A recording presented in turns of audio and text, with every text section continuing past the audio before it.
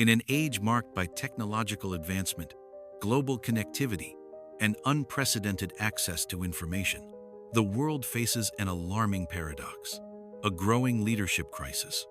Across every sector, from politics to business, from the pulpit to the classroom, those entrusted with guiding others are increasingly perceived as self-serving, morally compromised, or simply ineffective. This crisis is not merely about poor decision-making or institutional failure.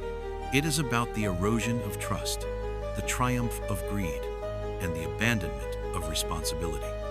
Nowhere is this erosion more troubling than among religious leaders. Faith institutions have long stood as pillars of moral authority, offering guidance, comfort, and a compass in turbulent times. Yet in recent years, scandal after scandal has shaken these foundations. From financial mismanagement to moral hypocrisy, many religious leaders have prioritized personal gain over sacred duty. Lavish lifestyles, political entanglements, and abuse of power have alienated congregants and emptied sanctuaries. When shepherds abandon their flocks for status and influence, the damage extends far beyond the religious realm. It fractures the soul of communities.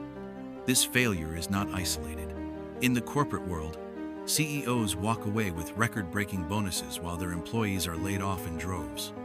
Politicians campaign on promises of reform only to entrench themselves in the very systems they once vowed to change. Even influencers and thought leaders who once wielded platforms to inspire now cater to algorithms, followers, and sponsored deals over authenticity and truth. At the core of this leadership crisis is a cultural shift that equates success with accumulation, visibility with value, and charisma with character. The result? A generation skeptical of authority, disengaged from institutions, and desperate for authenticity. But all is not lost.